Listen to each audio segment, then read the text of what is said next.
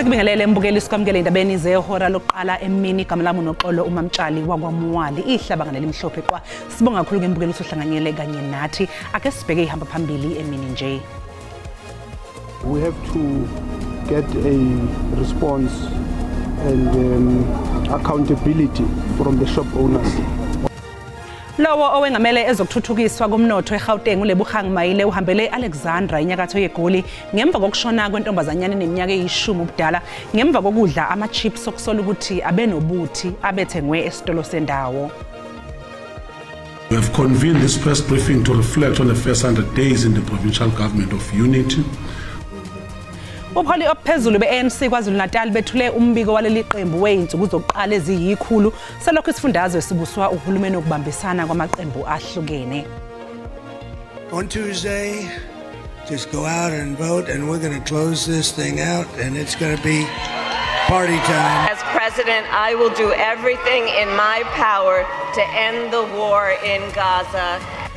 Lowo owabe engumengameli waseMelika uDonald Trump kanye noyiphini likamengameli wakuleli yazwe uKamala Harris bazotholana phezulu okhethweni likazwelonke olubhekwe ngabomvu kusasa.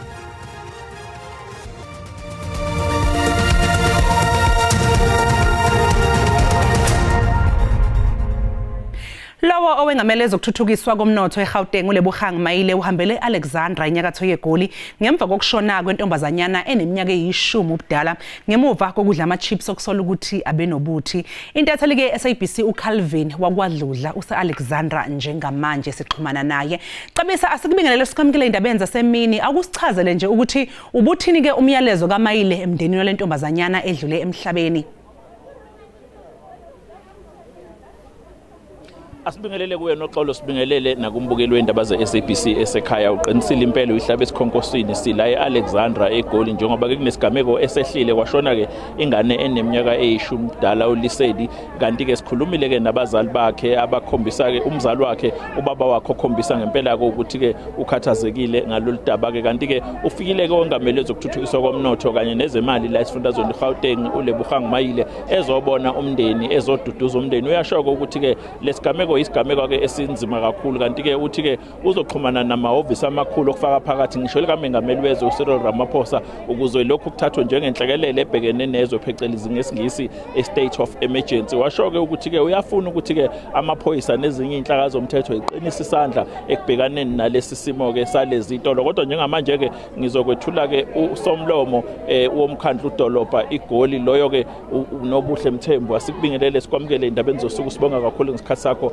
Igameko ekanjena ziyayeza uthinteke umkhandlu iGoli ngoba iningi labantu liyayibuza ukuthi ngabe umkhandlu wenzani ngalesimo. Nathi uhulumende representa ilegislature yeCity of Johannesburg sibone ukuthi size sizokhuluma nabantu abahlangabezwe ile indaba ezingekho mnandi kakhulu. iCity of Johannesburg inawo ama-inspector ahambayo kuwonke ama-areas wethu, amalokishi wethu. Kodwa ke siyabona ukuthi le nkinga le inkulu kakhulu. Fanele sibheke i-capacity station esinayo ukuthi nabantu aba-enough ukuthi bahambe wonke ama-ward wethu bacheke. Ngoba angeke sinokusiza sibonana nama-family siza ngindaba ezibuhlungu instead ukuthi size ngindaba ezoyenza impilo zabo zibe ngcono. Njengoba nabo bawuzubuhlungu ngimpilo lezi ezihambile nasenaledi ngizoyincluda nathi suzu ubuhlungu ngoba abantu laba kufanele siba represent at the end of the day abantu abasikhethile bathambani necouncil nizosikhulumela so fanele masibuya kubo sibuye nezinto ezoyenza impilo zabo zibe ngcono hayi ukuthi sithule impilo zabo masinoku zincipha kancane kancane. Sekukwaba negameko eyifuzelezi kodwa lokho siyezwa kuthiwa bakhona inspector bayahamba bayobheka uzwe kuthiwa futhi section enye ingane idla ama-chips bahambe bayobheka kodwa igameko ibonakala iqhubeka anibona ukuthi ngathi le mpenilwayo iyanhlula. Ama-inspector ayahamba aya abheke ama-spaza shop wethu kodwa afanele sikhulume iqiniso kodwa iqiniso angithi njengoba ngihlala ngisho ukuthi le issue lena asi issue ye local government kuphela i-issue e-affecta i-local government inengcenye ukuthi idlale nayo provincial government izihambe ifike ku-national njengoba sazi ukuthi khona manje namaphoyisa abhizi nawo ayenza nawo owawo ama-inspection kodwa ke the three different government spheres fanele sihlangane sisebenzisane so that sazi ukuthi this time or this week siya kule area le siya ku region D siya ku region bani as Johannesburg as a province, not only sibheka as Gauteng province but ngizwile also nase KZN ukuthi nakhona i-issue eshisayo abantwana bayafa nakhona. So it's a national issue but each and every government sphere has got a role ukuthi bayidlale kuyo. Siyabonga kakhulu ngesikhathi sakho nokuhle. Ngiyabonga. Lokho embukeli weindaba ze-SABC unobuhle wakamthembu njengoba ubona kunemoto edlulayo la imoto ehamba ke u-detective Munyayi okuyena noxolo nombukeli weindaba ze-SABC okuyena okuthiwa ke uphethe leli icala la icala leli elenzeke la ubezothatha ke imininingwane ke esho ukuthi ke bayimisela ukuliphenya lolu daba. Ngithatha intambo ke ngiyibuyisele kuwe e-studio eGoli. Sibonga kakhulu ke cebisa ngalowo mbiko ombukela uCalvin okwadludla ulapha ya eAlexandra lapho kushone khona omunye ke wabantwana ngenxa yokudla ke ama chips okuthiwa ke abenobuthi. Mangabe siqhubekela phambili imvula kanye nomoya namandla kucekele phansi ingqalazinda eMgungundlovu esinye sezakhiwe icekeleke phansi isikole samabanga aphansi Ashdown eEdendale lapho kuphephuke khona uphahla kanti ke umbukela ukuzokabanzi ngalolu daba sixhumana nentatheli yethu umlondi Hadebe ephelezelwa ke usibusiso wakwamathebula. Mlondi sikubingelela kanjalo nosibusiso naye simbingelele sinamukele indaba zasemini akusichazele nje Hadebe ukuthi unjani umonakalo lapho khona.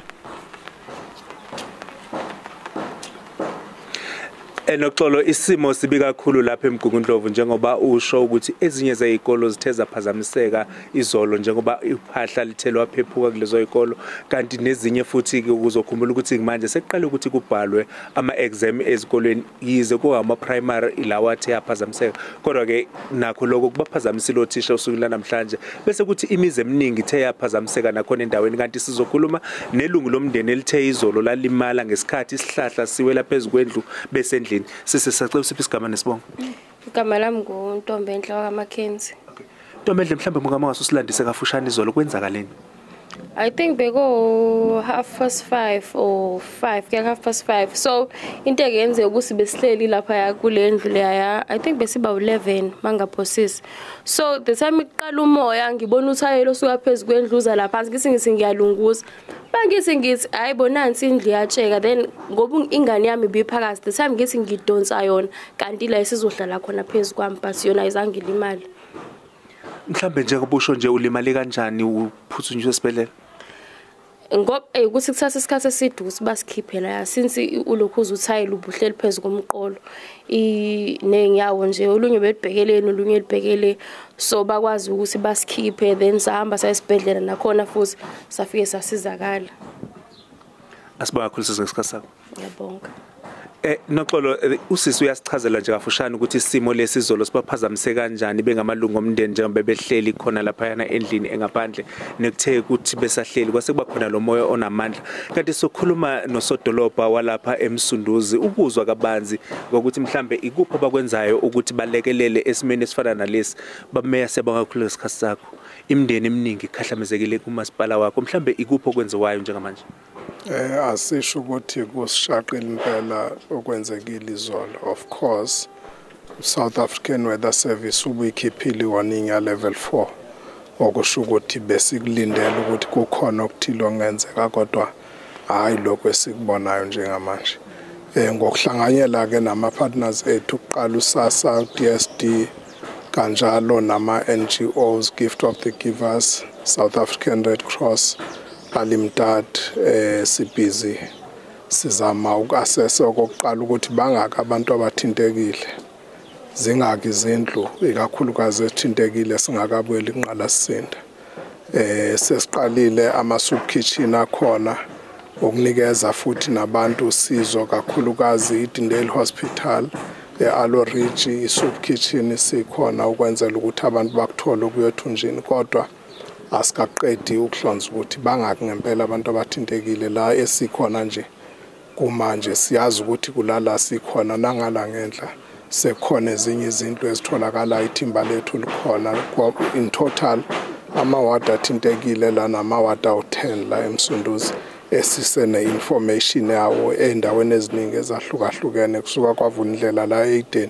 nokuyimpela endaweni ezingconywana esilongweni kwa 24 bathintekile nakhona so ke sizosebenza konke okusemandleni ethu ukuthi silekelele kodwa inkinga yehlahla la ngwamhlawumbe kuhle sikhuluma sesiqalile ukuthi sizishaye phansi ezinye zazo kodwa akuyona isolution la ukuthi abantu balane ekugcineni ngokuhamba kwesikhathi basuswe kule ndawo ngoba iveli i-floodplain i-wetland akufanele ngabe kuhlela abantu khona kumele ukuthi somehow kwenzeke okuthile kodwa ke njengwani izibonela izindlu ezindala lezi and-ke kumele senze okuthile ngakho.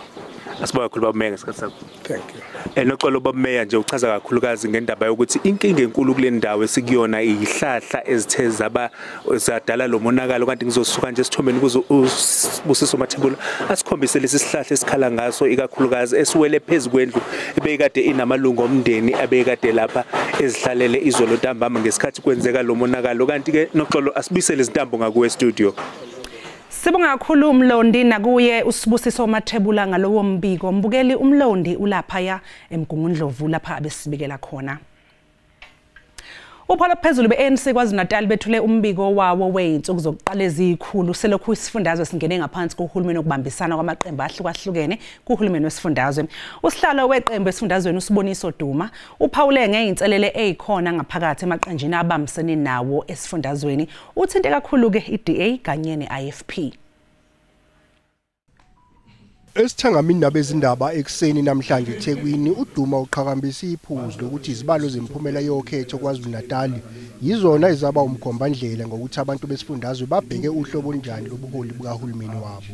We have convened this press briefing to reflect on the first 100 days in the provincial government of unity. From the onset, we want to wish to state province of KwaZulu-Natal made our first 100 days in office an unforgettable and humbling experience. I'm sure we must be emphatic when it comes to that point. After the announcement of the result of the elections held on the 29th of May, as the ANC, we understood that the people of KwaZulu-Natal had ushered in a new era. uDuma uthi yize sebehambe ibanga leinsuku engaphezulu kwezikhulu njengohulumeni obumbana esifundazweni kuneyiwombe lapho bengavumelani khona neDA kanjalo nangasohlangothini lweIFP ikakhulukazi ngowengameli ezokubusa ngokubambisana nobuholi bomdabu. The DA will always be a center-right party that has the capacity to hamper the progress towards the fulfillment of the Freedom Charter. We are mindful of that. Ladies and gentlemen of the media at this age, we want to turn our focus to the IFP. Whilst we appreciate the collaborative approach and the spirit of working together with the IFP, we do believe that mere work needs to be done by leaders of both parties.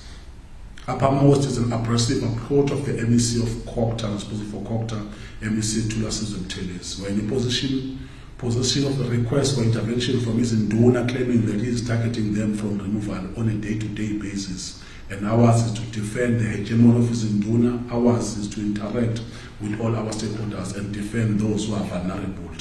iANC yeshamthetho saKwaZulu-Natal ngaphansi kahulumeni obumbano yabelwe isikhundla esiphezulu sikaSomlomo kanye neminyango emithathu ongowezempilo ezokuthutha kanye nemfundo eyisisekelo.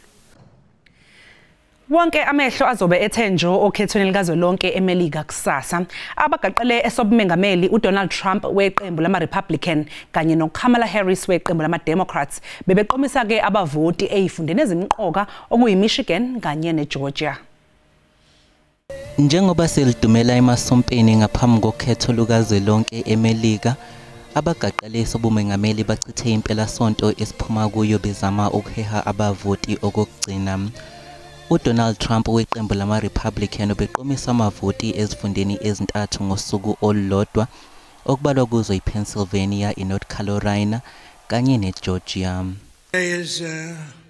On Tuesday, just go out and vote, and we're going to close this thing out, and it's going to be party time. It's going to be party time.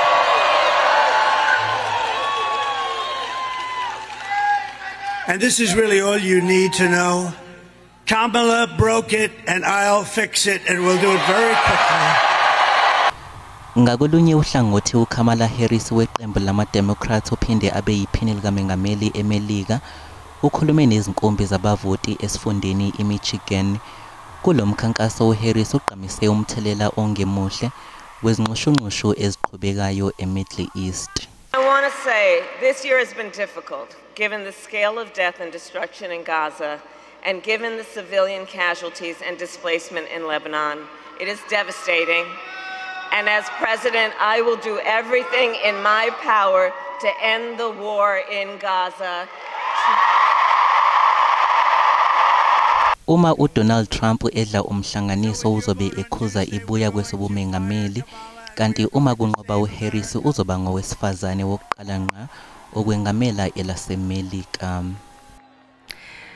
Mbukelo manje sathi iquke eyitolo kanti uma ngabe sibuya sokuphathela uWT.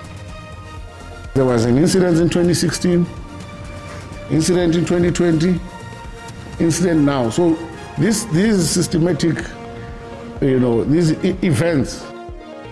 Uphenyo oluyimele olwenziwe umnyango wezemfundo eGauteng selithole ukuthi isikole iPretoria Girls High sehluleka ukuthatha inyathelo ezifanele ngemva kwezinsolo zobuhlanga ezavela kulesi sikole ngoNcwaba walonyaka.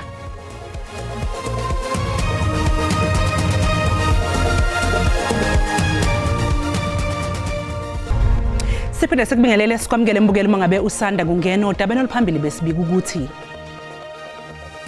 kushona intombazanyana eneminyaka eyishumi ngemva kokudla ama-chips okusola ukuthi abenobuthi abethengwe esitolo sendawo eAlexandra enyakatho yeGoli. Khumbula ke mbukela ukuthi lezi indaba zikhona ku-YouTube na ku-SABC Plus ngena kuzo uyicinga amagama athi SABC Izindaba na kanjani uzoyithola. Akasekho emhlabeni uQuincy Jones nobe yisikhondla khondla somdidiyeli womculo osesebenze nabaculi okubalwa kubo uFrank Sinatra noMichael Jackson. uJones ubeneminyaka ngamashumi nomuvo.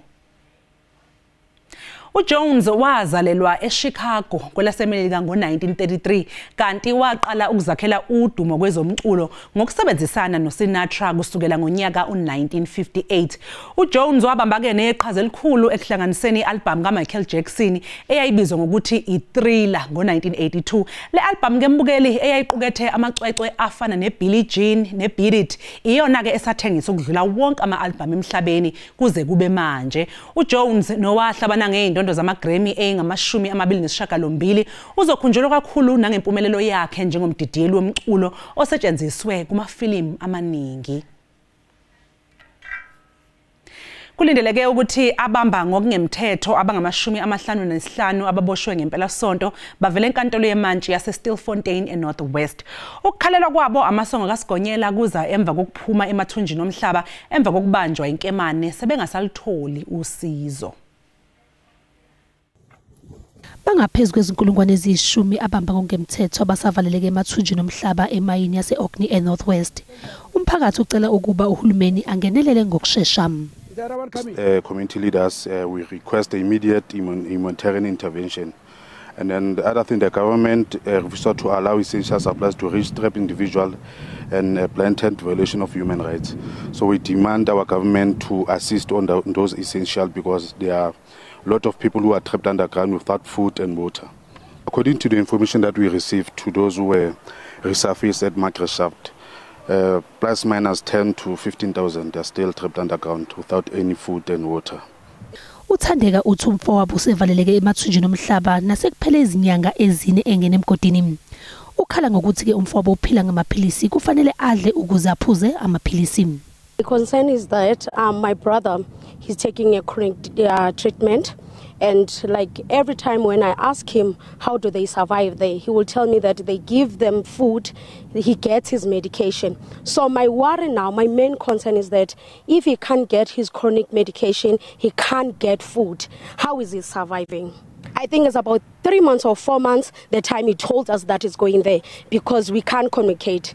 We end up communicating the time he tells us that I'm going, and when he comes back, so now we haven't heard anything. Inkemane kanye nokuphelelwa amanzi emathunjini omhlaba kuphoqe ukuthi laba abamba ngokungemthetho baphumele ngaphandle njengoba umkhankaso ivala umgodi uqinisa isandla kuzo zonke izindawo emayini.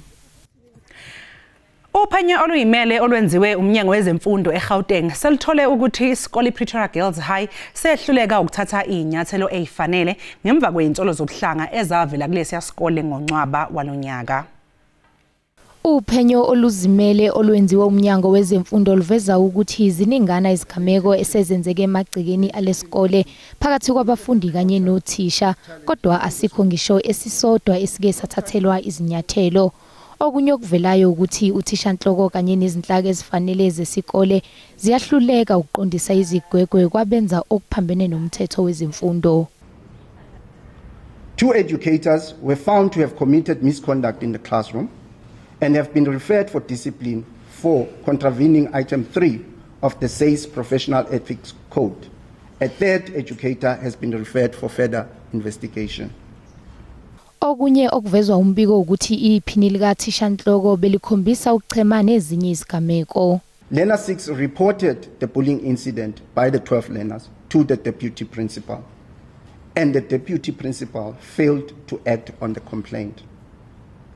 This is notwithstanding the deputy principal having informed Learner 6 that she was going to investigate the complaint.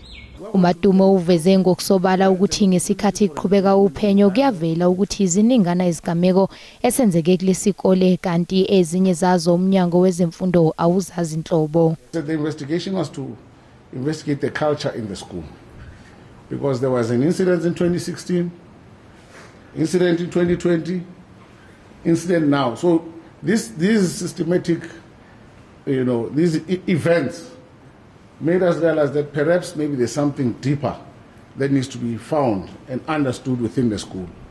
Umatumo uphethe ngokuthi kubalulekile ukuqondiswa kwezigwegwe kubafundi abaphula umthetho ukugwema ukusabalala kwesihlava esibi kubafundi.